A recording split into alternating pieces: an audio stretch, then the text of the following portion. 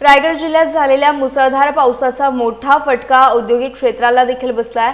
चावणे जांभिवली परिसरात पूरस्थिती निर्माण झाल्यानंतर HPCL कंपनीच्या परिसराची संरक्षक भिंत पुराच्या प्रचंड प्रवाहामुळे कोसळली।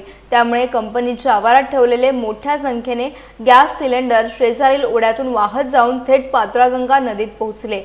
या घटनेनंतर परिसरात मोठी खळबळ उडाली असून पुराच्या पाण्यात वाहून जाणारे सिलेंडर पाहण्यासाठी नागरिकांनी मोठी गर्दी केली। प्रत्यक्षदर्शींच्या माहितीनुसार अनेक ग्रामस्थ वाहून आलेले सिलेंडर मिळवण्यासाठी पाण्यात उतरल्याने काही काळ गोंधळाचे वातावरण निर्माण झाले।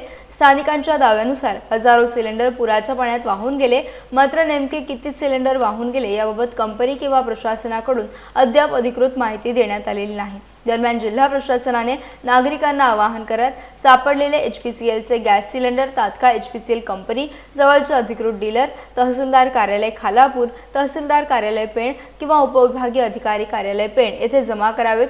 तसेच स्वतःच्या सुरक्षिततेच्या दृष्टीने सिलेंडरची कोणतीही छेडछाड करू नये असे स्पष्ट करण्यात आले आहे।